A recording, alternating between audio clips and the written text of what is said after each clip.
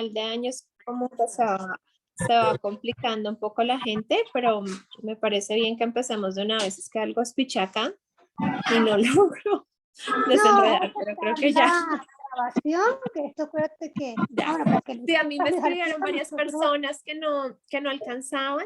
Me escribieron como unas 3, 4 personas que no alcanzaban a estar, que por favor les mandáramos la grabación porque les había encantado el libro. Ya está grabando. Ujú. Listo, muy bien. Entonces, pues gracias a todos por participar nuevamente del club de lectura que retomaremos el año entrante. Estamos ya mirando con Dulce los libros y gracias al profesor por unirse, por aceptar compartir con nosotros este espacio. Antes de empezar, quiero contarles que tenemos mañana a Pablo Montoya en Paseo San Rafael a las 6:30 de la tarde. Entonces, pues bueno, los esperamos. Vamos a tener por ahí firmas de libros también y les vamos mandando como la información. Entonces, por ahora nos vemos mañana. Esperemos que no esté haciendo tanto frío. Hoy está haciendo un frío espantoso. Lo extraño. Sí, a mí me gusta el frío de Bogotá, pero es que a veces como que es un frío que no te deja tener en tu casa como o calefacción constante o no. Entonces uno es con ruana, yo soy con ruana. Y la humedad. Bueno, la humedad Sí, propia. Sí. No llegamos al nivel del frío para tener calefacción, entonces es simplemente mucho frío. Pero bueno, a mí me gusta el frío de Bogotá también. Yo por eso tengo mi gata Maluma que calienta mi cama. Bueno, y también recuerden que va a estar Pilar Quintana, y va a estar Piedad Bonet, Juan Gabriel Vázquez y Daniel Samper Pizarro. Libros, ¿no? Entonces, Sí. para que deberían invitarme por lo menos virtualmente, por lo menos con esos grandes escritores que van a presentar. Claro. De verdad, mañana te puedes conectar por Instagram a la librería de Ana. Ahí hacemos transmisión siempre. Claro, lo haré, cómo no, con gusto, ¿verdad? Claro. Que Pablo Montoya, que es excelente escritor, y bueno, todo lo que estás nombrando, a Pilar, a Juan Gabriel, por favor. Juan Gabriel es muy querido, muy leído, muy leído. Tesis en la UCAP con respecto a Juan Gabriel, muchísimo. Sí, muy querido, muy querido. Todo eso, los escritores, los narradores colombianos, bueno, realmente excelente, cada vez mejor. Bueno, pues muy bien. Bueno, pues arranquemos entonces con el año del pensamiento mágico, Dulce.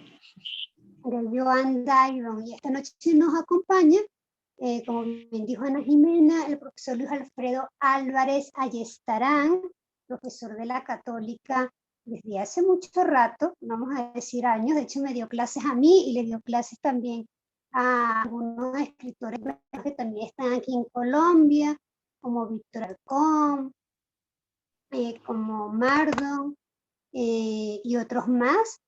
Y bueno, Joan Didion, esto fue un libro que recomendó a Ana Jimena, y es un libro precisamente cuando Joan Didion se queda viuda, y no solo eso, que de paso se queda viuda justamente en estas fechas de Navidad, sino que también está viviendo la enfermedad de su hija, ¿no? Entonces es un libro sobre el duelo. Hay muchísimos libros sobre el duelo, quizás uno reciente es el que publicó Chimamanda, en donde habla sobre el duelo sobre su papá, y si leemos la poesía de Ana Blandiana, que se está publicando toda en español, también uno de sus primeros libros habla sobre la pérdida del padre, y el último, que no recuerdo ahorita el nombre, es algo de variaciones tempranas, algo así, no recuerdo ahorita el nombre, habla sobre la pérdida de su esposo, ¿no?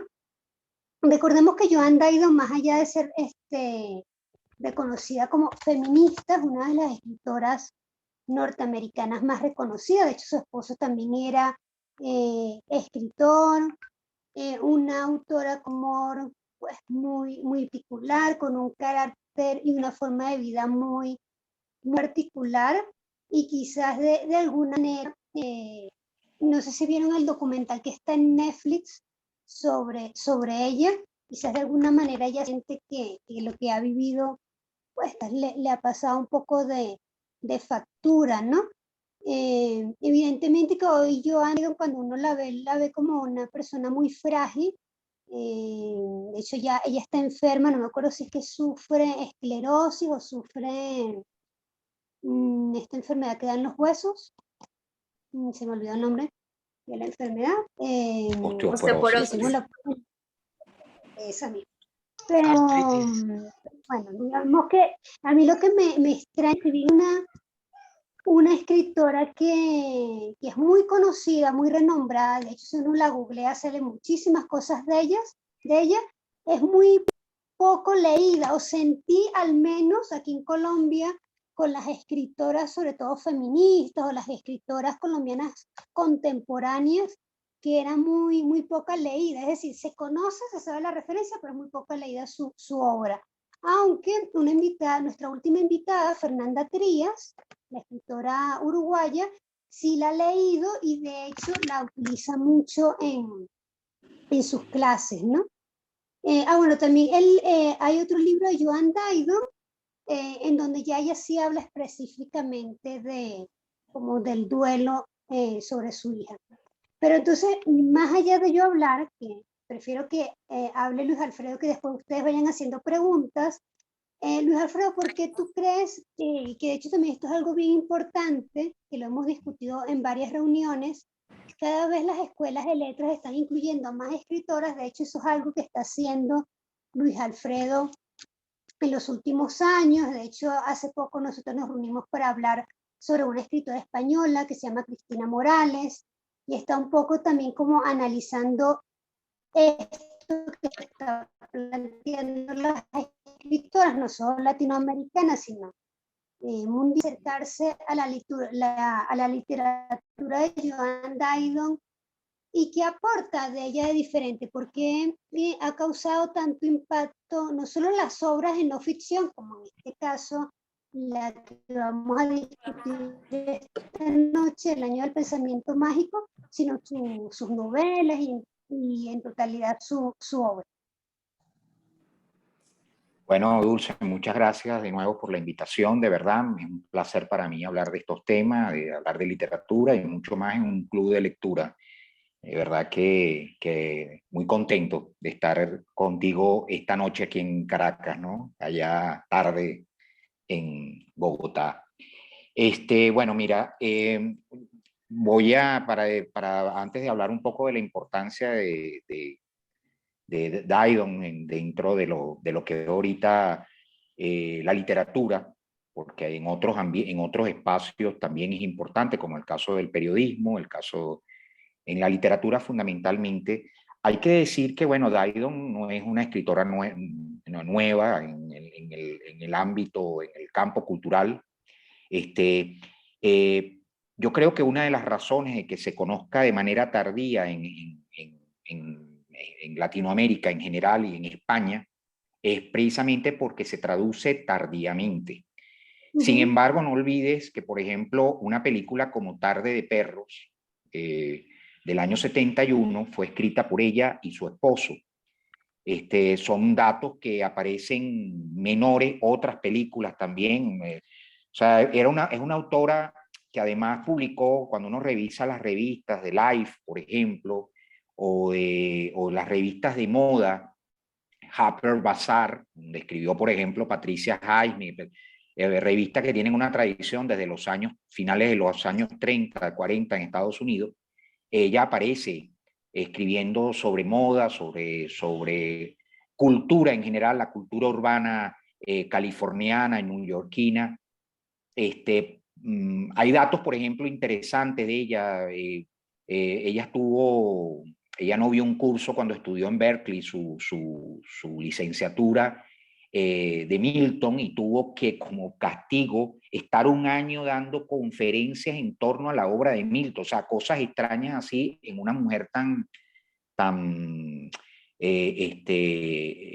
heterodoxa en su forma de ser, porque hay que decir que forma parte de la contracultura norteamericana, se crió dentro de la contracultura norteamericana. Ella tiene un libro de ensayo donde ella habla de la importancia, lo importante de haber pertenecido, de ser parte de ese mundo cultural de los años 60, que fue contestatario a toda esa supuesta felicidad que construyó como modelo de vida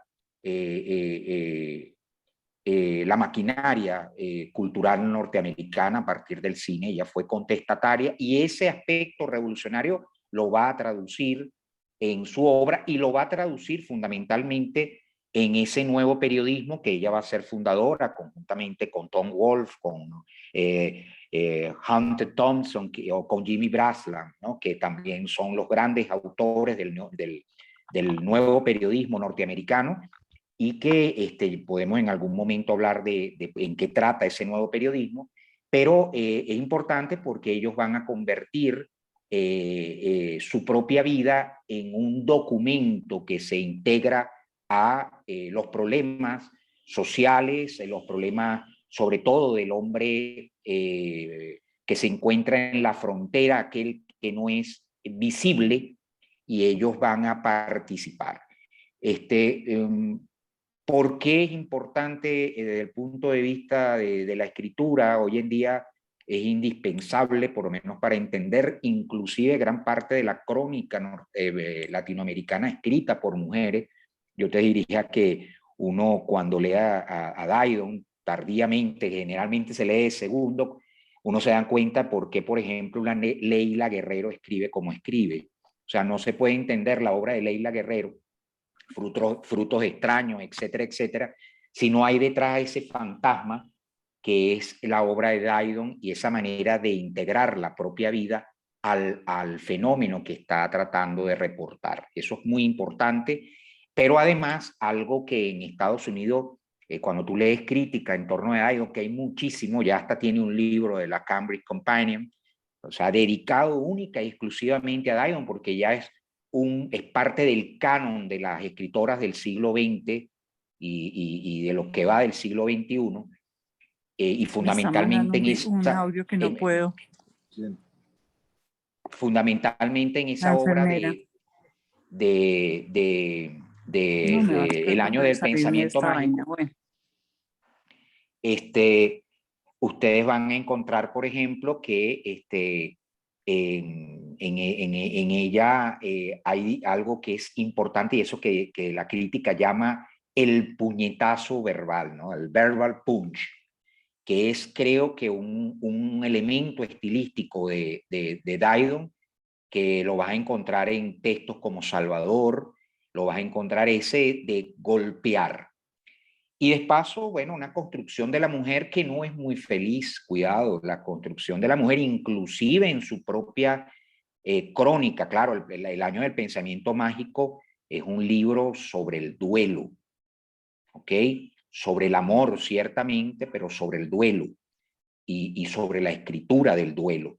Pero las mujeres en su obra, cuando ella se inserta a escribir, sobre todo en sus novelas, en sus crónicas, y lo que ella trata de reportar en torno a la mujer, son mujeres realmente con casos y con relaciones tóxicas, enfermizas, donde la mujer siempre está en situaciones límites, luchando contra, por ejemplo, mujeres que están casadas, ahorita que hablamos de alguien conocido, casadas con hombres suicidas, por ejemplo, y cómo implica, cómo vives tú eso, ¿no? O sea, cuando tú lees esas crónicas de Didon, te das cuenta que la mujer aquí es alguien que se sitúa en situaciones límites, en un mundo realmente convulsionado. Yo creo que eso es lo importante, es la mujer en un mundo convulsionado. Y eso, porque a veces se trata de reivindicar a la mujer dentro de un marco cultural opresivo, no, pero es la mujer en un marco opresivo, pero además saliendo a flote en un mundo convulsionado. Cómo esta mujer se enfrenta a una serie de embates emocionales y cómo es reportado a partir de la escritura. Yo creo que cuando ustedes lean esas mujeres de de Joan Didion, más allá del pensamiento, del año del pensamiento mágico, donde ella aparece como una mujer que trata de luchar contra una tragedia, porque además, yo no sé si ustedes sabían que el año que ella se publica la obra, muere Quintana Roo, su hija, y eso fue una segunda tragedia, por eso ella va a escribir como una especie de epílogo al año del pensamiento mágico. O sea, lo que quiero que vean es realmente la escritura, ella lo dice en el álbum blanco, así se denomina, de White Album, donde ella dice que es un libro sobre teoría, sobre la escritura, ella dice que no contamos, que contamos historias para vivir. Esto es, creo que la poética de Dryden se va a centrar en ese pensamiento, ¿ok? La idea de que nos contamos las mujeres historias para vivir. No vivimos contando historias, sino nos contamos historias para vivir. La literatura entonces y la escritura fundamentalmente para Dryden se transforma en una tabla de salvación. No sé si respondo un poco a tu pregunta. No, sí, y de hecho hasta en el año del pensamiento mágico, cuando ella toca un poco su vida como periodista, creo que ahí estaba en la revista, no sé si era Life. Life, sí. Ella quería hacer un reportaje de que estaba, cuando llamó a su editor que dijo, mira, ya yo empaqué las maletas, me voy, y el editor le dijo, no, es que ya hay gente allá que lo está haciendo, y que demuestra un poco que sí, que a lo mejor trabajaba en las revistas más importantes de ese momento en Estados Unidos, que ya era una firma reconocida, pero era mujer. Esas limitaciones por ser mujer, sí, ¿no? Sí. Y también había una parte que ella a veces no se creía tanto su talento, porque ella siempre, no sé si se dieron cuenta, que decía que lo que ella iba a publicar, ¿no? Entonces tenía como tenía como ese respaldo, ¿no? Como por dónde ir, que tengo que escribir, que no tengo que escribir. Pero antes de hablar de ella como periodista está el tema del duelo. De hecho, ella en alguna entrevista dijo que el tema del duelo es un tema tabú, y es cierto, porque yo en estas últimas semanas me he obsesionado con leer libros sobre el duelo, porque tengo un amigo cercano que se le murió su mamá. Y es cierto, nunca nos preparan, a pesar que hemos estado viviendo en una pandemia en donde la muerte la tenemos ahí cerquita o más presente, no nos preparan para morir. No nos preparan ni para morir ni para cuando se mueran las personas cercanas. Sabemos que se van a morir, pero no nos preparan. Y hay algo que a mí me marcó mucho, que es cierto, ¿no? Que es el tema de la orfandad.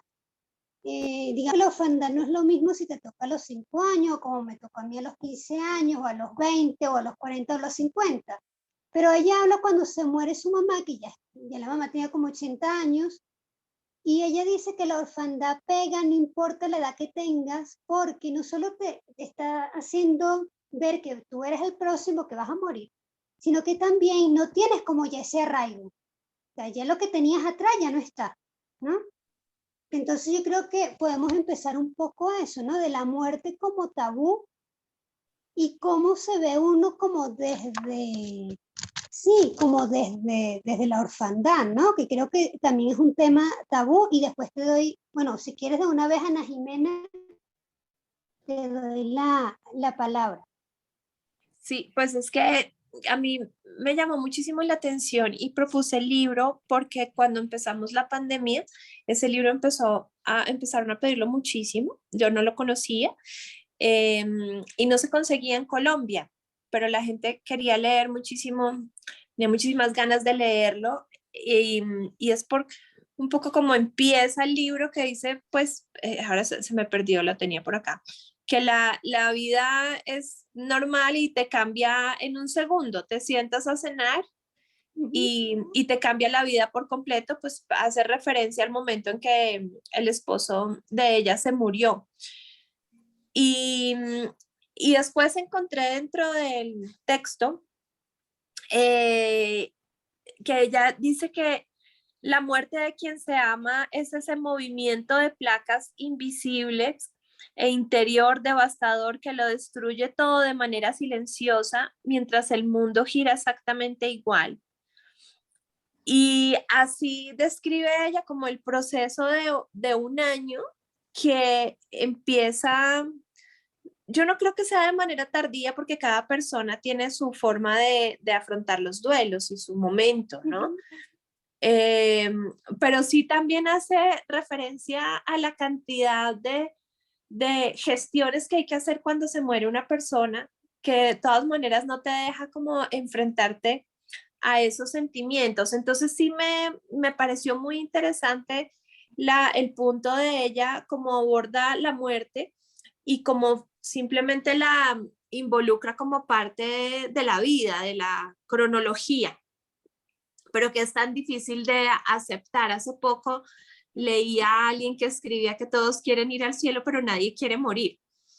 Entonces es un poco como hacerle frente, cómo le hacemos frente a ese momento de la muerte del ser querido, en el caso de ella, pues de su compañero de toda la vida y de todos los días de sus últimos 40 años, ¿no? Y me llamó muchísimo la atención esa forma de ella que siendo una mujer tan valiente, tan feminista, que causó como tanto revuelo en periodismo, de todas maneras se va a un ensayo tan íntimo para hacer trascender este tema del duelo. No sé, realmente ella como que otras lecturas o que otras experiencias tan fuertes pudo haber tenido, aparte la de su esposo, que es suficientemente fuerte, y posteriormente la de su hija, ¿no? Pero es que llega a un nivel de análisis en el que ella misma pasa por diferentes etapas. Habla, por ejemplo, de la autocompasión, para después finalmente, pues sí, salirse de esa bruma, como la llama ella, ¿no? Y desde el título mismo, que es el año del pensamiento mágico, ese pensamiento mágico en que no sabemos, que ese hilo tan delgado que divide la realidad y la explicación de lo que no la tiene. Así que no hubo pregunta, hubo comentario. No, excelente. Pero Sí, bueno, mira, buenísimo, fíjate pero que que también como parte de yo introducción. quería acotar algo con respecto a lo que dice Jimena, que es importante. Fíjate que hay un elemento que en algún momento se ha hablado del humor, fíjense ustedes, del humor de ese texto.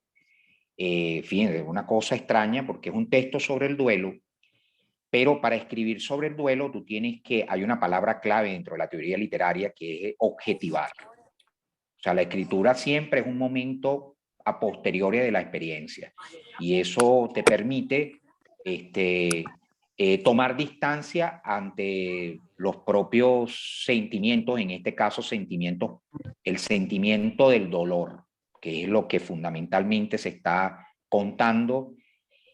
Para tomar distancia, ella utiliza de una manera, yo te diría que paródica, la idea de que ella es una mujer fuerte, de que es una mujer además reconocida, que es fuerte y lo vuelve a repetir, y cómo toda esa fortaleza, como dice Jimena, se desmorona ante un evento tan terrible como es la pérdida de los seres queridos, ¿no? Padres, esposo y posteriormente hija.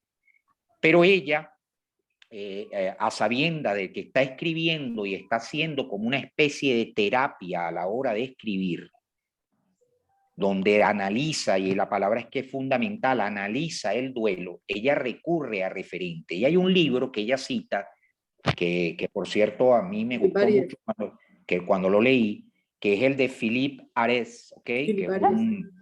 Que es un autor que que está publicado en Adriana Hidalgo, si no me equivoco, y es un libro fundamental para entender, que se llama así, La muerte en Occidente, Y en ese libro, por ejemplo, ella hace referencia, o el libro hace referencia, Philippe Arès, al proceso de domesticación de la muerte como parte del proceso civilizatorio de Occidente, hasta el punto de transformar en un objetivo la indolencia como elemento ético ante la pérdida de un familiar. O sea, el duelo, las expresiones de duelo se terminan en transformar en nuestra cultura en expresiones de mal gusto. Y cómo yo creo que el libro de Didon nos dice, mira, es imposible cuando ocurre algo tan fuerte como esto, toda esa parafernalia que se ha inventado la cultura, y sobre todo la cultura norteamericana, en torno a no llorar, a no hacer, a no expresar los sentimientos, porque eso va en contra de nuestro proceso modernizador, nuestro proceso civilizatorio, se desmorona, todos los discursos se desmoronan, todo ese análisis, toda esa idea de que yo soy una mujer fuerte, que como escritora sé soportar, cae, por supuesto, en desgracia, ¿no? Lo que cae en desgracia es ese discurso, pero ciertamente ella tiene que reconstruir, revisar de nuevo su forma de representar el dolor para poder analizarlo y transformar eso en, yo diría que en una terapia de la escritura. No sé si tienen otras preguntas, Es que No, sí, el tema de la orfandad, ay, perdón, y vamos a hablar con Luz me Miriam. salté. Miriam, tienes la palabra. Buenas noches. No, refiriéndome al historiador lo que él relata es como que el duelo y llorar está en contra del imperio de la felicidad, ¿no? O sea, se supone que nadie tiene que mostrar que está triste ni que tiene dolor, porque hay una exigencia, hay un deber de ser feliz todo el tiempo, y entonces es una doble tortura. Fuera del dolor que se está sintiendo, hay que aparentar que no pasa nada, que todo está perfecto. Él se refiere a eso también y a la institucionalización de la muerte, ¿no? O sea, antes la gente se moría en la casa, ahora se muere en un hospital, y está la presión de que nadie se quiere llevar a su enfermo grave a la casa. O sea, hagan hasta lo imposible, métanle más cables. Entonces él critica básicamente esa forma de morir últimamente, ¿no? Y bueno, ese era el comentario con respecto a ese tema de la muerte. Pero es el único libro que yo he leído de ella, de esta escritora, y en principio yo me sentí leyendo como una historia clínica, ¿no? Entonces me parece como la vivencia, escribiendo su vivencia y con tanto detalle, ¿no? Y no sé, eso del pensamiento mágico me daba la idea, es lo que muchas personas piensan, que creen que pueden encontrar una razón de por qué las cosas pasaron así, por qué la persona se murió. A mí esa fue la idea que me dio lo del pensamiento mágico. Entonces empieza a elaborar una cantidad o sea, a recordar una cantidad de situaciones. ¿Sería que esto era un aviso? ¿Será que esto que pasó sería que se está despidiendo? Pues hay cosas bonitas, salen de pensar que se estaba despidiendo, ¿no? Por ejemplo, tengo que rescatar que de casi todos los compañeros de escritoras que fueron horrorosos, este estaba a la altura. O sea, ella con su lucha feminista, y el tipo, pues así es que uno quiere encontrar un tipo que le haga la segunda, ¿no? Y para esa época, entonces eso es bien rescatable. Y hay una cosa muy bonita, ese regalo que le hizo. Esta frase la voy a leer. Carajo, me dijo John al cerrar el libro, no me vuelvas a decir que no escribes bien. Este es mi regalo de cumpleaños. O sea, es un regalo intangible, lindo. O sea, ese pedacito me pareció muy, muy, muy bonito. Y no, y toda como se esfuerza, ella cree que tiene la culpa de algo, o sea, ella o que no hizo lo suficiente para al final del libro encontrar que no hay nada que hacer, qué no hubiera pasado diferente si ella, porque no había encontrado forma de hacerlo de otra manera, o sea, pero siempre yo veo que a la mayoría de las personas les queda esa inquietud, se muere alguien y siempre se cree que se pudo hacer algo para que no pasara. Y eso es otra frustración que se añade a toda la situación de duelo, ¿no? Entonces, esa, para mí fueron esas dos, eso me impactó, la verdad. Sí, y además que, por ejemplo, Luz Miriam, yo, por ejemplo, presentí o sea, ya mis papás, por ejemplo, estaban enfermos, pero yo presentí un momento que se murieron, entonces, claro, era algo inevitable. Y con este amigo me pasó que yo 2 o 3 noches antes había soñado con su mamá y yo no conocía a su mamá. Entonces, claro, eso te frustra porque tú dices, bueno, podías haberlo evitado y esta persona se murió de muerte súbita, ¿no? No tenía ninguna enfermedad ni nada. Pero es algo inevitable, lo que pasa es que uno como ser humano busca razones para, desde lo mágico o desde el pensamiento, darle razón, ¿no? Fíjate que hay una entrevista de Daidon en Babelia, que es el suplemento cultural del diario español El País, que le preguntan por qué pensamiento mágico. Y mira lo que ella responde. Los antropólogos y los psiquiatras hablan de pensamiento mágico para referirse a una actitud mental que nos hace sentirnos firmemente convencidos de que tenemos poderes para influir en el curso de los acontecimientos. El pensamiento mágico es característico de los niños. Cuando una pareja se divorcia, es frecuente que los niños se sientan culpables. Tienden a creer que la causa de la separación es su mal comportamiento. Los ritos propiciatorios que buscan provocar la lluvia son un ejemplo muy característico del pensamiento mágico entre adultos. Cuando perdí a mi marido, me aferré al pensamiento mágico con una intensidad que después me causó asombro. Me negaba a tirar tus zapatos, porque estaba convencida de que si los conservaba, John volvería por ellos. Mira, y otra de las cosas que también empeoraba el duelo es también como fue una relación tan simbiótica, entonces también el hecho de pues quedarse sola, se quedó a la mitad. Y entonces ahorita pues sería impensable esto, ¿no? Que alguna mujer dijera esto. Me pasé 40 años viéndome a mí misma con los ojos de John. Yo no envejecía. Y este último año, por primera vez desde que tuve 29, me he visto a mí misma con los ojos de otra gente. Eso también tuvo que haber sido un impacto para otro punto para que el duelo hubiera sido tan duro, ¿no? Entonces hay muchos detallitos de que ponen gruesa esa situación de duelo, ¿no?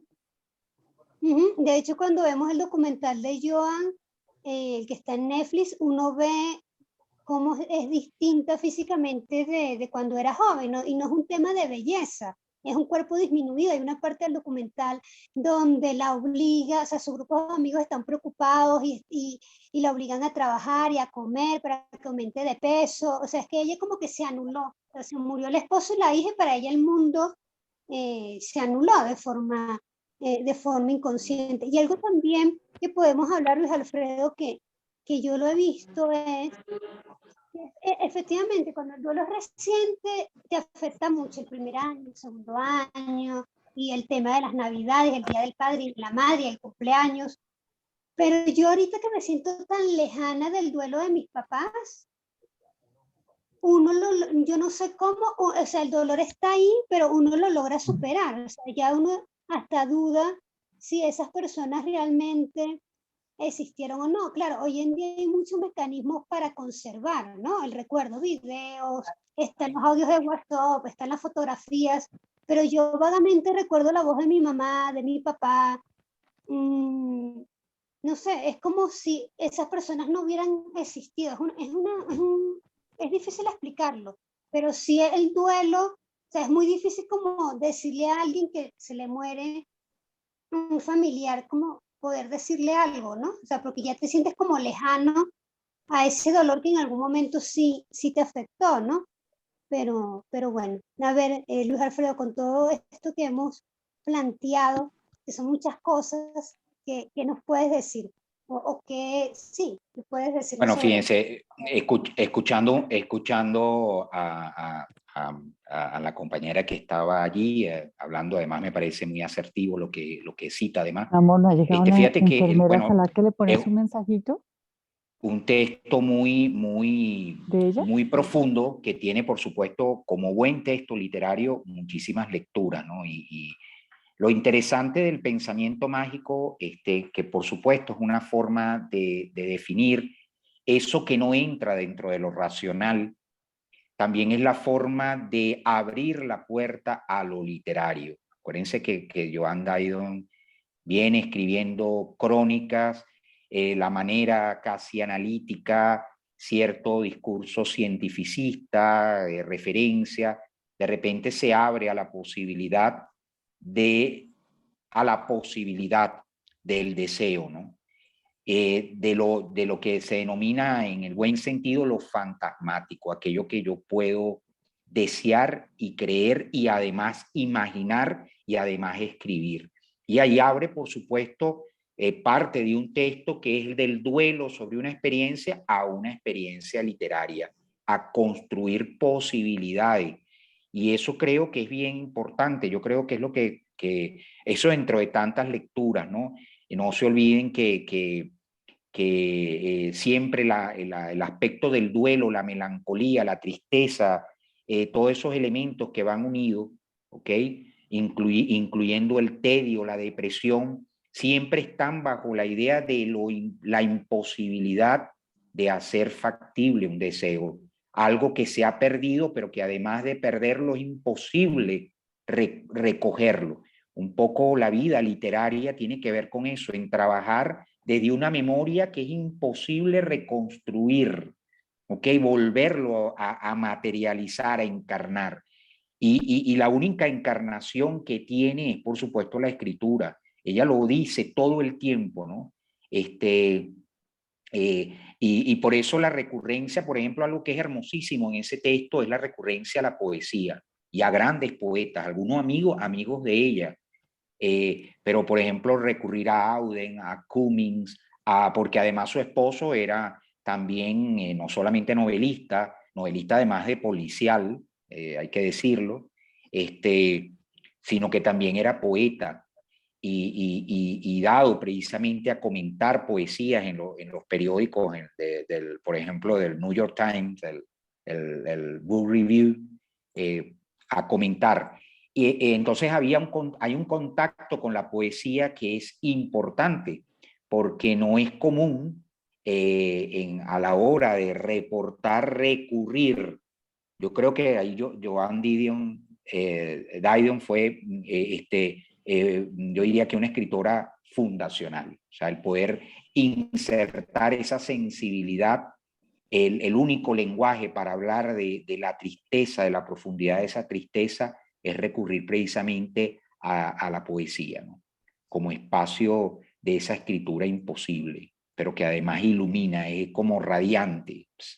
Por eso es que llama la atención la cantidad de metáforas que ella inserta dentro de su discurso. Es que el término de verbal punch, de frases que dan un golpe, tiene que ver no porque sean duras o porque diga las cosas de una manera cruenta, sino que toca precisamente la sensibilidad, la identidad del sentimiento del lector, a partir de lograr cosas que de repente en nuestra propia experiencia ante el duelo olvidamos, anulamos. Y es verdad, o sea, yo creo que ahorita eso es un texto muy actual con todo lo que estamos viviendo en la pandemia. Sin duda alguna es muy actual. Con respecto a eso, dos versitos, precisamente saca a relucir a Delbert Schwartz, no tengo ni idea quién es, pero dice, el tiempo es la escuela en la que aprendemos, el tiempo es el fuego con que nos quemamos. Sí. Genial. O sea, eso es lo que hace, eso es lo que convierte realmente a Didion en una escritora que no es simplemente una analítica clínica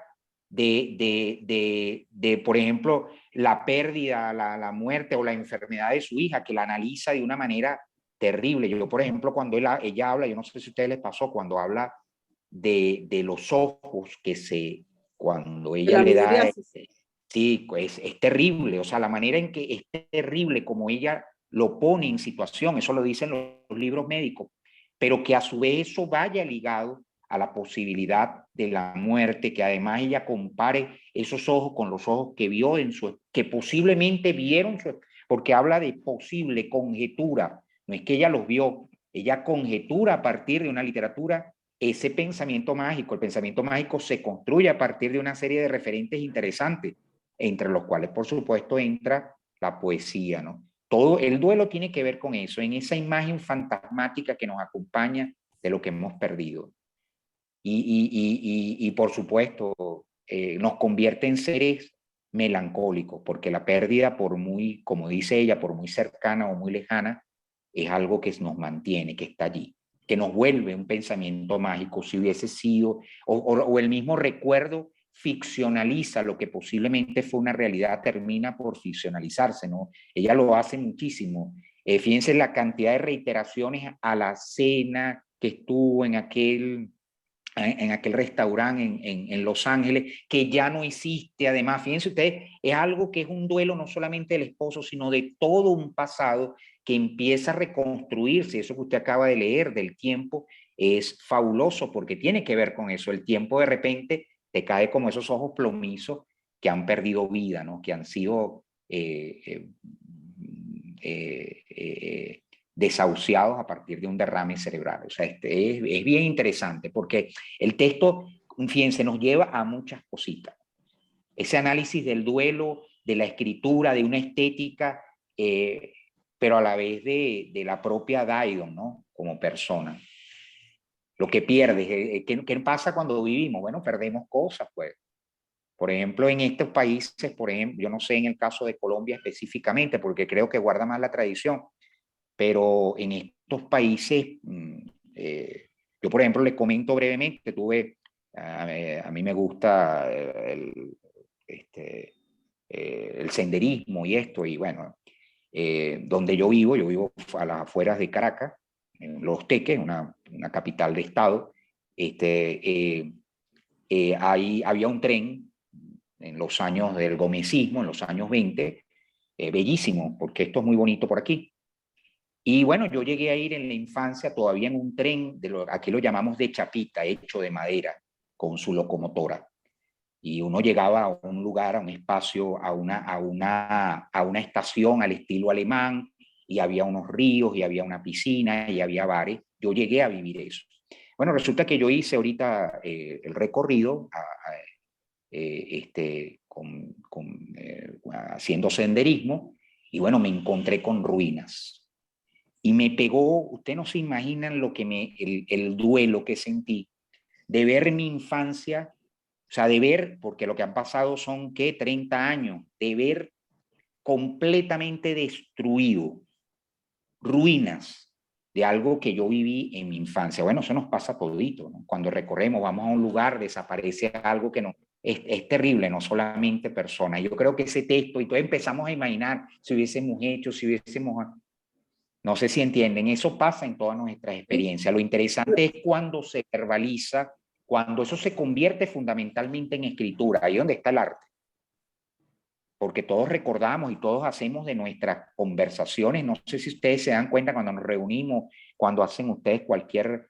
¿de qué hablamos? Bueno, muchas veces de nuestro pasado, de lo que está perdido. De las muertes múltiples. O sea, hay claro, una muerte definitiva, pero en el transcurso de la vida van habiendo muertes, ¿no? La muerte de ese pedacito de infancia. Esa se murió. Sí, sí. Ese es el duelo que estaba haciéndole. Y entre darle a Ana Jimena, también hay otro tema que toca Dairon, que es el tema de la maternidad. Fíjate que ella, Quintana fue una niña que ellos adoptaron, que ya no fue como su madre biológica, pero la conexión que tiene Dai con su hija es impresionante, ¿no? El hecho, esa escena en donde ella le tiene que contar a su hija que su papá no va a venir más a verla, ¿no? El hecho de que ya tu papá falleció. Entonces también creo que ahí hay un aspecto importante, porque independientemente de lo que ya hemos hablado, si bien Dairon era feminista y era muy, muy revolucionaria, pues también tenía pues esa parte materna que digamos que por ese feminismo no perdió de alguna manera, ¿no? Entonces, Ana Jimena, aquí tengo tu mano levantada, ¿qué nos querías comentar? Recuerden que pueden levantar la manito o pueden dejar sus preguntas por el chat.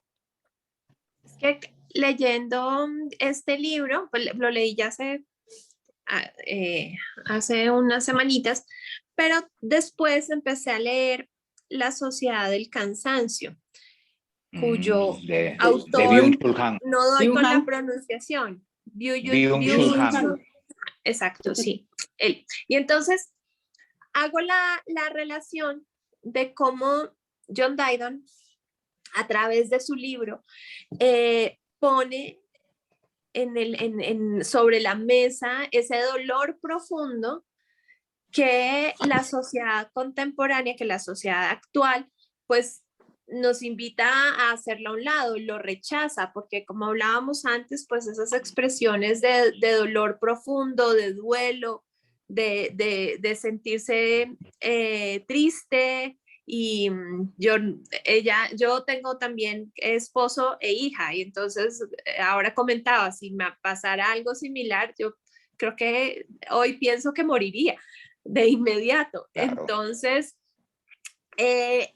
sí me parece súper valioso ese ejercicio que hace ella a través del libro y que muestra cómo de todas maneras es que el dolor sí es algo natural, es necesario y no hay manera de comparar los momentos de felicidad, como dice este otro filósofo, si no se ha sentido ese dolor. Es decir, ella no podría haber saber que ha salido adelante, que ha superado este momento de tanta bruma, si no lo hubiera sentido tan profundamente.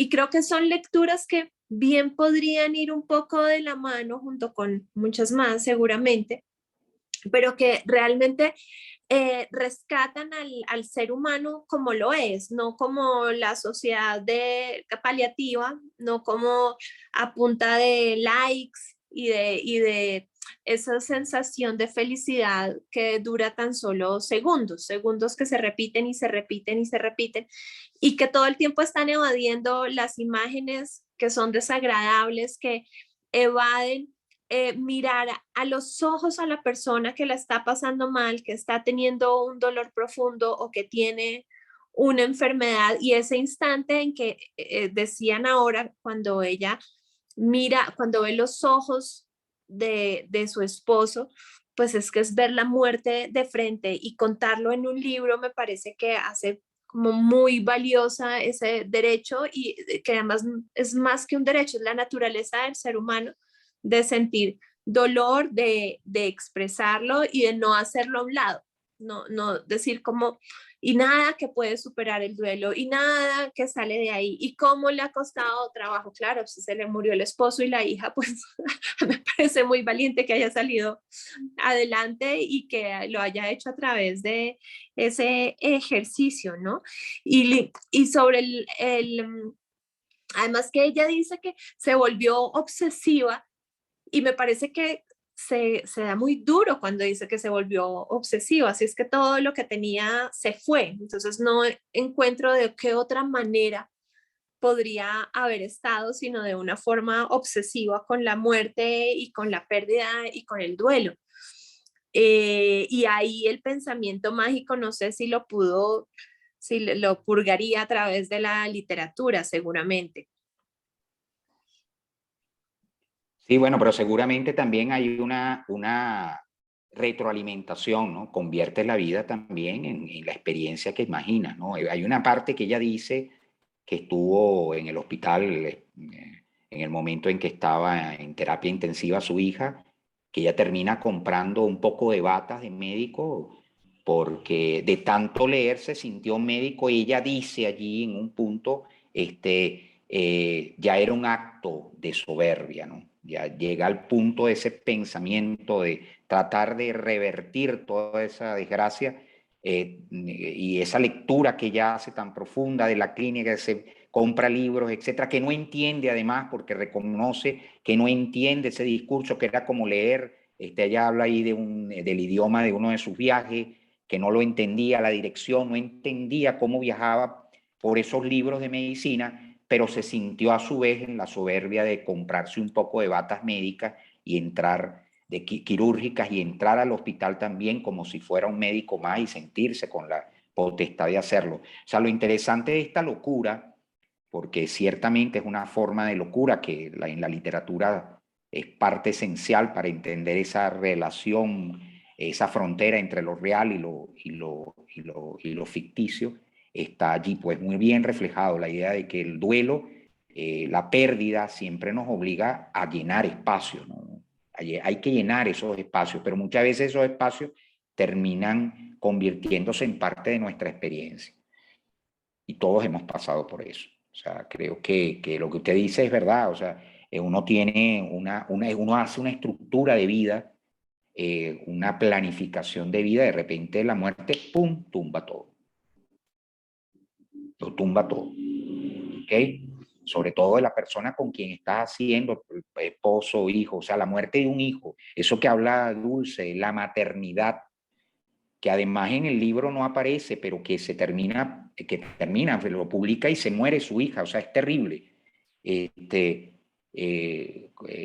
implica no es planificar la experiencia, planificar la vida y que de la noche a la mañana toda esa vida, toda esa estructura, cuando ella saca la cartera y ve toda la cantidad de tarjetas, donde tiene como buen americano planificado todas las tarjetas de crédito, el Medicare, de repente todo queda como una tarjeta que se cayó con un cuerpo. ¿Okay? Es terrible. Entonces, yo creo insisto, el libro, bueno, habría que recomendarlo, no solamente como parte sino que habría que leerlo y leerlo en eso, para entender un poco por qué nosotros pasamos a un pensamiento mágico como una forma de salvación, no como algo simplemente negativo, sino como una forma de salvación en el duelo que vivimos como existencia. Exacto.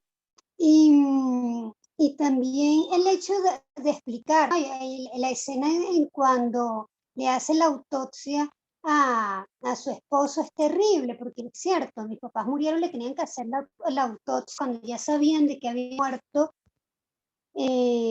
pero o sea, todo ese proceso de que se te muere el familiar y todo lo que hay alrededor es terrible, y que cada ser humano, por supuesto, había una parte del libro en que ella habla de que sí, digamos que todos podemos pasar por los mismos procesos, las mismas experiencias, pero el dolor es distinto, ¿no? El dolor es intransferible, por decirlo de alguna manera. Y también hay algo que se resalta en el libro, que independientemente de la relación que, por ejemplo, sobre todo con los padres, ¿no?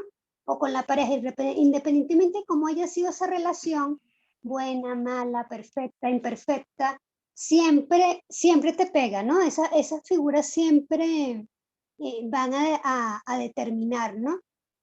Ahora, ¿por qué tú crees, Luis Alfredo, que con el tema de la pandemia se hicieron, como que se recuperaron ciertos libros, ¿no? La peste de Camus o de Camus, este libro de Joan Didion, por ejemplo, Chimamanda, que la mencioné, que le tocó vivir la muerte de su papá, y claro, ella lo atraviesa con el tema del COVID también, ¿no? Pero, ¿por qué tú crees que estos libros vuelven a aparecer, o por qué tú crees que existe una motivación sobre todo en estos 2 años que como dije al principio, hemos tenido la muerte tan latente, de recurrir a leer libros sobre la muerte? Por ejemplo, en mi caso, como les comenté también al principio, tengo esta persona muy cercana que se le muere su mamá, y más allá de que este libro estaba asignado para el club de lectura, pues yo me sumerjo también en leer ese tipo de libros, ¿no? En personajes, autores que hablen del duelo, o sea, porque uno se obsesiona ya como lector con estas temáticas, para buscar respuestas, es para consolarse, es para qué. Bueno, no olvides que desde todo el pensamiento existencialista tiene está centrado en ese ser para la muerte, ¿no? El concepto de existencia, de hecho, va por allí, ¿no? Es algo que nos hace consciente de nuestros límites. Muchas veces en una sociedad como, y muy interesante que se haya citado a este filósofo hermano coreano Byung-Chul Han, que está ahorita como en el tapete, porque realmente da en eso, ¿no? En que vivimos en una sociedad del burning, una sociedad de la transparencia, en una sociedad del like, que simplemente ha perdido la distancia con respecto a los grandes problemas de la existencia, incluyendo nuestra relación erótica con el mundo, nuestra relación con la muerte. O sea, la idea de que vamos a ser infinitos, eternos, o que vivimos un eterno presente, está muy en la idea. Por supuesto, Byung-Chul Han lo coloca como parte de todo lo que es el neoliberalismo, como filósofo progresista, etcétera, etcétera. Pero yo creo que el problema de la lectura ahorita, por supuesto, siempre que hay una crisis que ataca toda esa estructura del bienestar, de la idea de que de que vivimos además insertos dentro de un mundo, ahorita me acuerdo de Mardon, de la calistenia, del cuerpo como elemento que se entroniza, y de repente no hemos cambiado nada desde la antigüedad, el hecho de que nos vamos a morir, ¿no? Yo creo que uno de los elementos fundamentales del pensamiento romántico del siglo XVIII fue el descubrimiento terrible que todo ese elemento trascendental se cierra con nuestra finitud. Entonces, ha habido mucha literatura, de hecho hay mucha temática en torno a la relación literatura y muerte, pero más que literatura y muerte, porque eso ha sido siempre, la literatura y la enfermedad. Yo creo que hay toda una línea de investigación, una línea temática que podemos nosotros citar cantidad de textos, sobre todo a partir del siglo XX, donde el tema de la enfermedad, el tema del apestado, por ejemplo, me recuerdo aquí el texto de Gesualdo Bufalino, La perorata del apestado, o los textos por supuesto, de Thomas Mann, La montaña mágica, que es un texto que es emblemático, que cita de Joan Didion en ese texto, porque es la idea no solamente de la muerte, sino de la idea de la enfermedad, lo terrible que es la enfermedad. Ahorita tú hablas de Didion como una persona, ella estaba enferma de acefalea, sufría mucho de eso y por eso se pone tanto lente oscuro en los años 60, pero ahorita está enferma de osteoporosis, es una mujer de 87 años, esclerosis, sí. Está una mujer de 87 años, o sea, está enferma de vejez, no sé si me entienden, no solamente, sino que está enferma de tiempo, de vejez, que es para mí una de las peores enfermedades, es precisamente esa, que vamos a envejecer y que nuestro deterioro físico es inapelable. Entonces, esa cantidad de lecturas que hay allí, inclusive en la poesía, ustedes tienen un poeta maravilloso, yo siempre lo voy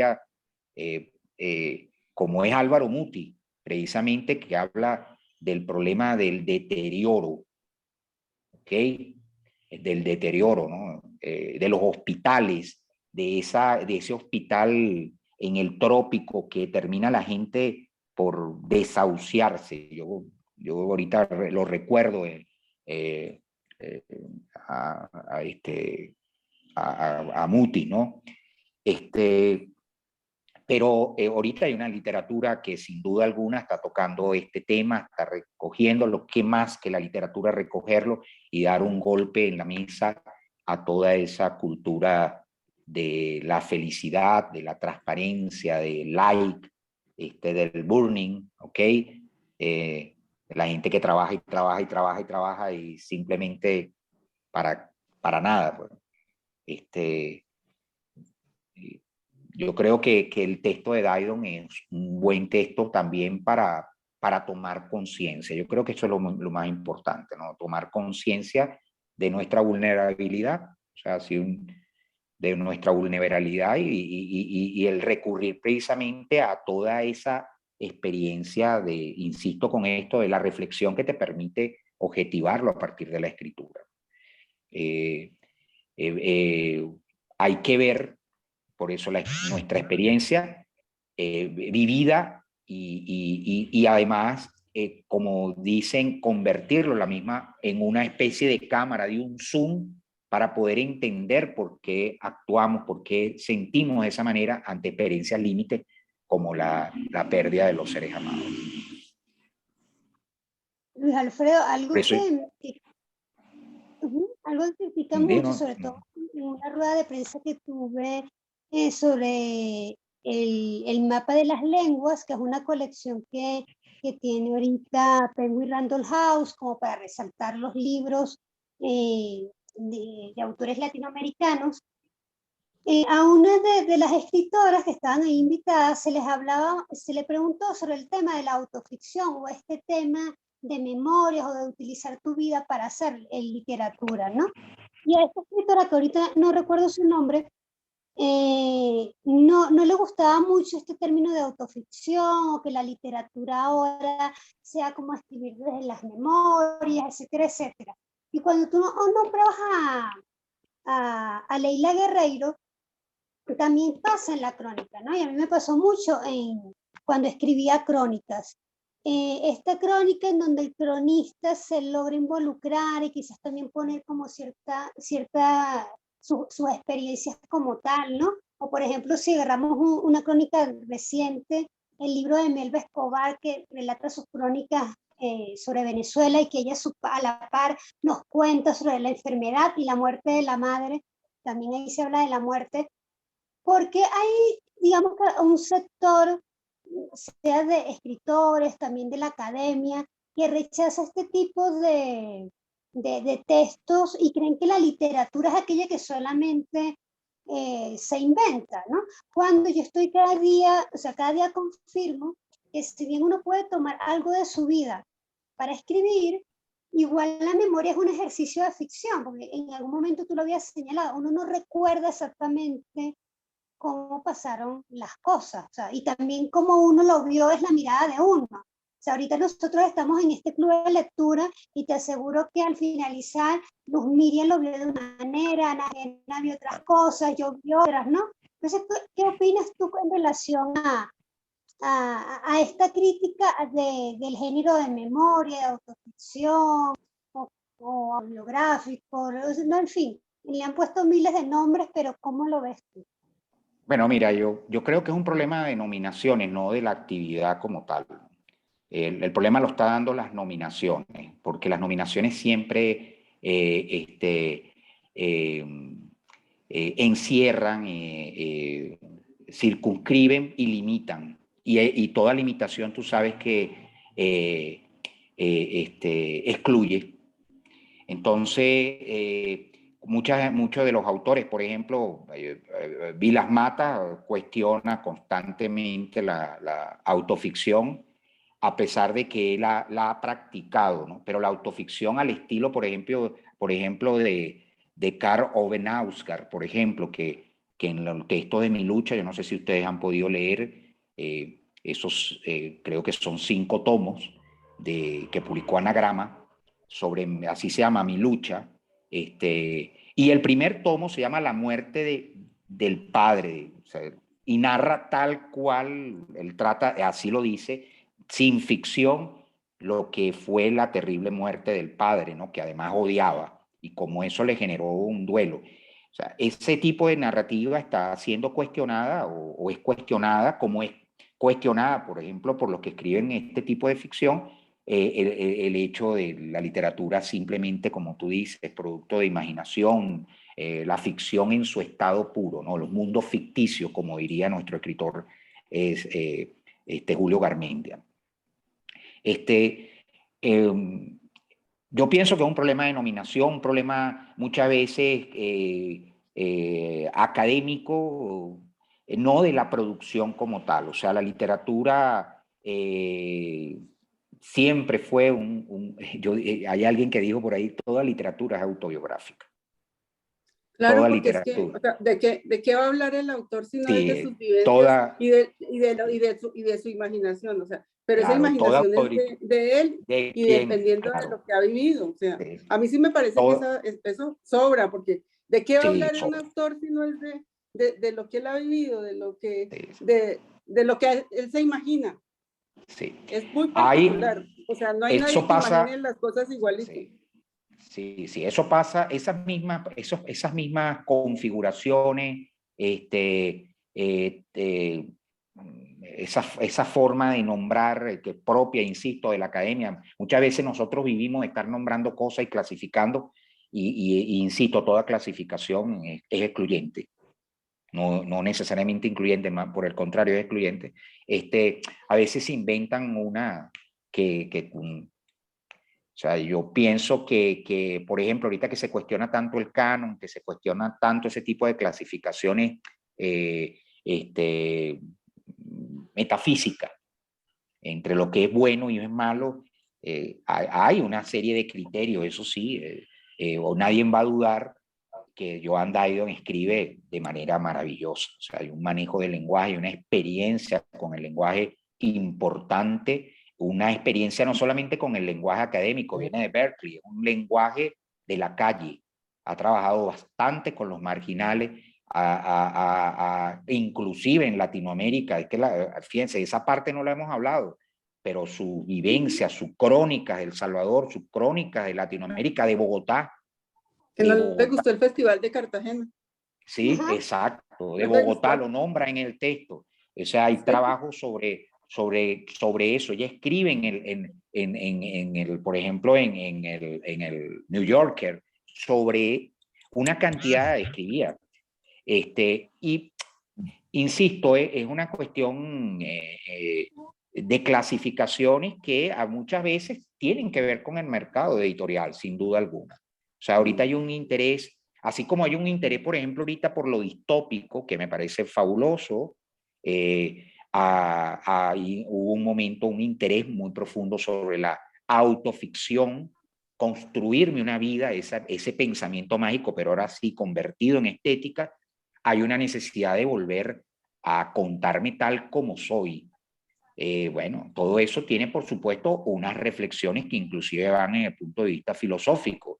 No se olviden que Derrida, autor que yo respeto mucho, en torno precisamente al trabajo del lenguaje, decía que la escritura es un suplemento. Y todo suplemento, no se olviden que es algo que sustituye algo que está ausente.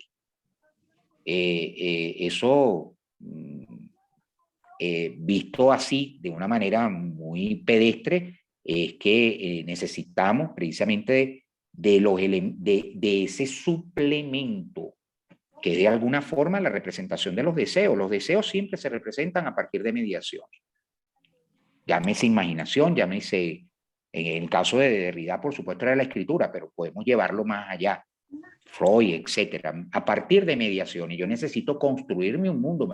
El mundo es muy plano, decía Roland Barthes, ¿no? Roland Barthes decía que el mundo emocional nuestro, visto así, es muy plano. Tú tienes que construirlo a partir de un discurso.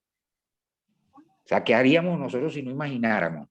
Inclusive en nuestro proyecto, que voy a hacer mañana voy a hacer esto, voy a hacer lo otro. Ese hecho ya de por sí es muy interesante desde el punto de vista, no solamente la memoria, no solamente recoger el pasado, proyectar futuro. Yo creo que los latinoamericanos estamos muy dados a eso, a estar proyectando el futuro, ¿no? A hacer utopías constantes. No sé si se locuras, pero eso es bonito, ¿no? Yo no digo que sea malo, pero... Luis Alfredo, ¿qué otros libros de Joan Didion recomienda? No sé si Bueno, fíjate, yo estoy como ustedes leyendo a Didion, ¿no? Nosotros tuvimos un premio aquí en Venezuela que lo ganó Salvati, no sé si tú te acuerdas, Pedro Pablo Salvati, que se llamaba así, algo así como Didion, por cierto, donde le hace un homenaje, ¿no? Y a partir de eso es que yo comienzo a leer a Joan Didion. Yo también soy un lector tardío de Didion. yo diría que lean ese libro que se llama El Álbum Blanco, que es un libro de, bueno, exacto, ese libro que publicó lo que me dijo Joan Didion, que es un libro interesante si lo lee desde la perspectiva de Didion, ¿no? Porque es fundamental, es un libro bien interesante ese de Pedro Pablo Salvati, pero yo les recomiendo de él ese libro donde ella habla de la crónica de su escritura, que se llama El Álbum Blanco, ¿no? Hay una novela de ella, yo no la he leído, pero la citan muchísimo porque el personaje es de una mujer sufrida que se casa con un suicida. Algo así como La vida de Lizzie, ¿no? Una cosa así, ¿no? Ahorita tendrías que ver, pero en español, lo bueno es que en español ya se ha traducido bastante. Random House la ha traducido. De hecho, hay una versión muy hermosa de este texto, el pensamiento del año, ¿cómo es que? Este que estamos trabajando, que viene además ilustrado, ¿no? Una belleza, creo que es una de las ediciones más... hay una versión también que ustedes pueden ver en YouTube de Anne Bancroft, en la obra de teatro que se saca a partir del texto de Didion, ¿no? De ese texto. Y bueno. Esa parte de guionista es bien interesante, ¿no? Se codió Sí. con absolutamente toda la crema innata de los 60. Sí, sí, sí, o sea, sí. Entonces ahora, fue muy polifacética, o sea, escribía. Sí. Ahora, lo que sí sería un error nuestro es pensar que ella está descubriendo el agua tibia.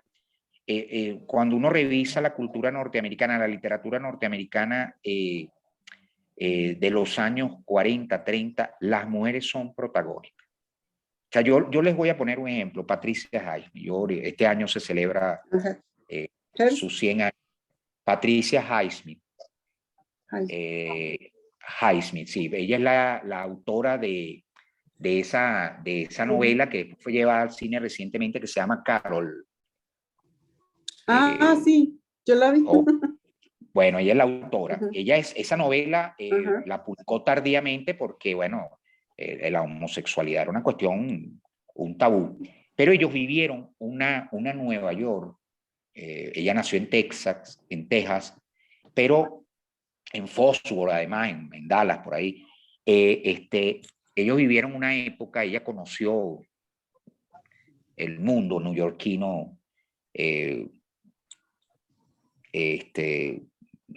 fabuloso mundo neoyorquino, 40 en detalle, teniendo 20 años, porque ella escribe Extraños en un tren y los derechos se los compra Hitchcock, y ella es tremenda novelista. Yo les recomiendo que la lean, cuentista, o sea, Patricia Highsmith es una autora que hay que recoger.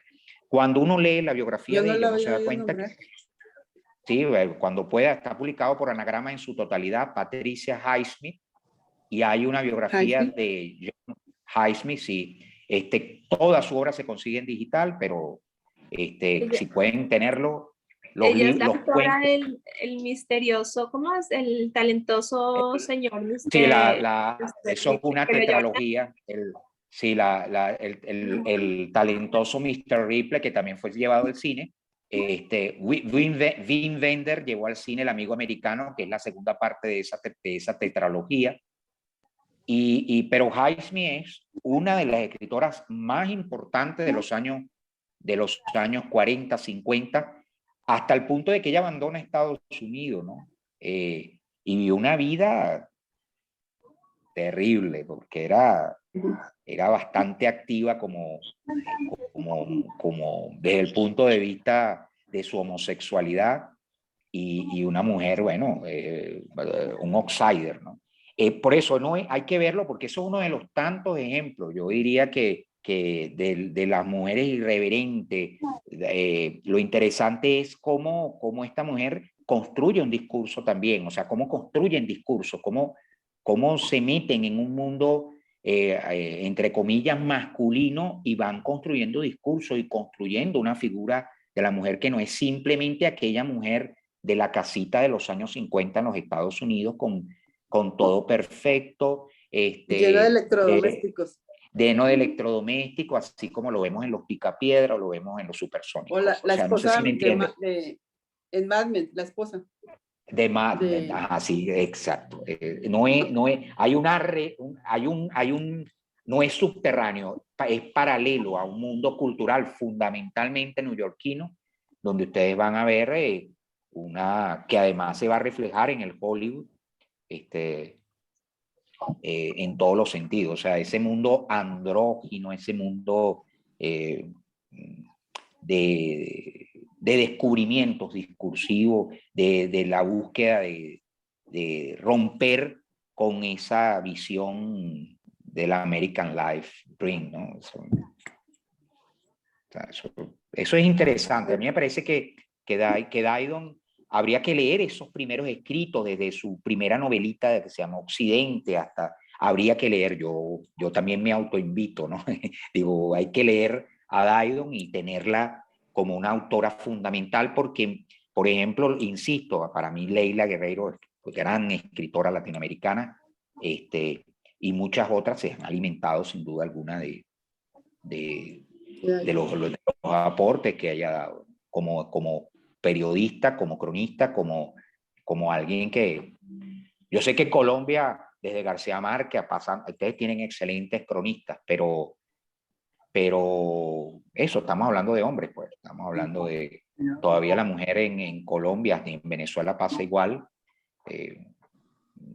una revelación tardía, ¿no? Yo digo que, por ejemplo, en Venezuela, hablando de la literatura, del duelo, hay una mujer que para mí es la gran novelista, que es Victoria Di Stéfano. Tiene una novela sobre el duelo que se llama Historia de una marcha a pie, ¿ok? Y bueno, si pueden ustedes leerla en Colombia, léanla, porque Victoria es de una profundidad, de un manejo además del lenguaje importante, y a veces hay que promocionar aquí no porque sea venezolana, sino porque es interesante, ¿no? En un mundo de hombres, un mundo además muy marcadamente masculino en todo el sentido y en todos los artefactos culturales que produce el país. Realmente nos encontramos a una mujer bastante calladita que de hace tiempo, de los años 70, está escribiendo, y que ahorita de repente su obra, ¡pum!, sale. Esa Historia de una marcha a pie es nuestra montaña mágica de la literatura venezolana, sin duda alguna. Luis Alfredo, ya se nos está acabando el tiempo, y ya para ir cerrando, de libros que hayas leído reciente, sí, pueden ser de autores jóvenes o no tan jóvenes, que recomendarías revisar o leer. Bueno, fíjate, te puedo nombrar aquí, yo tengo mi lista porque me he acostumbrado a eso. Yo te voy a decir que hay que leer, por ejemplo, de Benjamín Labató, el escritor chileno, Un verdor terrible. Les voy a recomendar, sin duda alguna. Le recomiendo también a Andrea Abreu. ¿De qué trata Verdor Terrible? Sobre la incertidumbre de la ciencia, pero fundamentalmente de los avances de la física cuántica, de la incertidumbre, hasta el punto de que esa incertidumbre se lleva a la incertidumbre humana, pues la incertidumbre de nuestra existencia. El texto es una maravilla, o sea, está muy bien escrito. Yo le diría que a mí me gustó, bueno, ustedes allá lo tienen, Casa de Furia de Belio Rosero. Rosero me parece una buena metáfora de lo que está ocurriendo en estos países, sin duda, que viven en una constante carnaval político. Panza de burro de Andrea Abreu, que además es una de las niñas de Granta, que es esta escritora canaria, que sin duda la novela es muy interesante. Yo diría que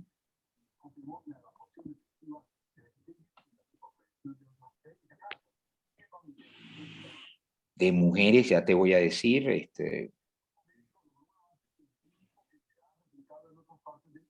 Bueno, yo no sé si ustedes han leído Un amor de Sara Mesa, yo lo vuelvo a recomendar Sí, porque me parece este año, una de las mejores buenísimo. novelas, una de las mejores novelas leídas para mí este año. Al final yo hago una lista de todo, pero de verdad que hay que leerla. A mí también fue una grata sorpresa haber Natalia, leído. la protagonista. Sí, Natalia, sí, la excelente. protagonista. Sí, me parece una gran novela.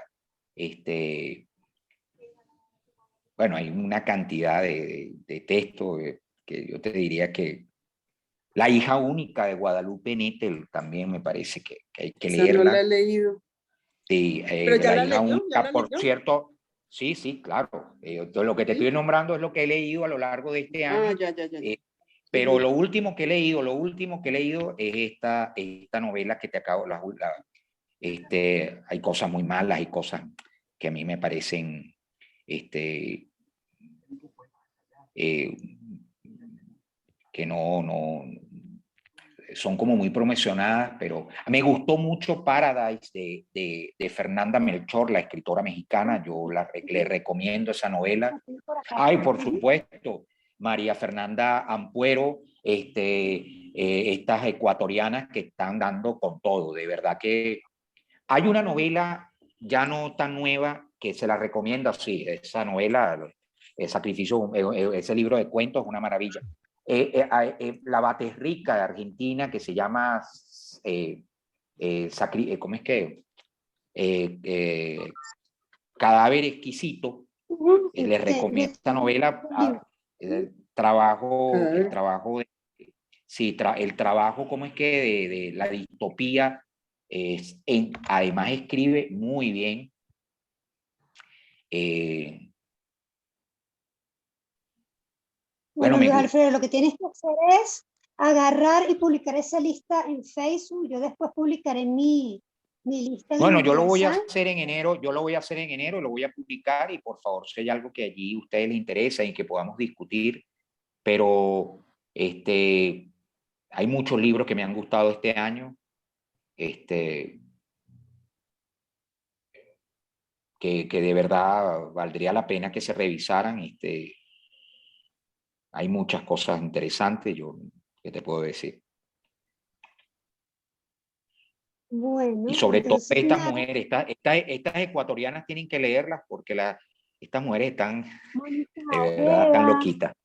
Sí, de aquí, Mónica Eva, Mónica, ahorita, están loquitas y están haciendo cosas maravillosas, sí. y hay Están, de otra que verdad. está, y hay otra autora que está dentro de esto que han llamado realismo gótico andino, con esto de ponerle etiquetas a todo, que se llama Giovanna Rivero. De Dulce, Dulce, También. perdóname, le vamos a tener que quitar las etiquetas a todo. Sí. Tenemos que quitarle Pero, etiquetas a todo, pero Giovanna Rivero es una autora que está publicando Candaya. sí, una maravilla. Yo la leí a Giovanna y es una ¿Cómo se llama? maravilla. ¿Cómo se llama? No le oí. Giovanna Rivero. ¿Cómo es? Giovanna Rivero. Rivero. Igual de todas maneras, Luz Miriam, ahorita en el WhatsApp voy a hacer como un resumen de los libros que se recomendaron. Igual muchos de esos libros ya están aquí en Colombia y muchos de esos libros Bueno, están en la eso es una ventaja que ustedes tienen allá. Nosotros tenemos un grave problema con los libros. Bueno, ya Dulce les comunicará, pero de verdad terrible. Yo admiro eso que ustedes están haciendo porque nosotros ese espacio desapareció. Nosotros no tenemos librerías. Claro. Y la librería que existe, por supuesto, pero ustedes tienen en Bogotá una serie de espacios que de verdad, bueno, aprovechenlo porque no saben lo que tienen. Yo si no fuera por yo te voy a confesar, si no fuera por la piratería, de verdad que yo estuviera muerto leyendo porque, o los amigos que tengo que me mandan un libro, eso, pero es terrible, Dulce, terrible. Yo lo sé, a mí porque me regalan libros y tengo muchísimos. De hecho, el de María Fernanda me llegó hoy. Pero bueno, si algún día regreso a Caracas o tú pasas por Bogotá, nada, te robas. Bueno, yo espero pasar por Bogotá, ¿no? Y conocer a todos esos amigos que están allá y de verdad que, bueno, nada, te llevamos ojalá a la que sí. librería. Es mucho más cercano Bogotá que otra cosa, ¿no? Bueno, pero te esperamos. Sí. Claro, Muchas siempre gracias. a la orden. Muchas gracias. Claro que Muchísimas sí, gracias a todos muy por amable. conectar. Estupendo invitado, muchas gracias. Esperamos repetir. Claro que sí, cómo no, estoy a la orden, estoy a la orden. Mil gracias. Repetimos. Gracias a todos. Chao. Igual Chao. recuérdense que les va a llegar la grabación. Voy a tener aquí la grabación para que la puedan tener.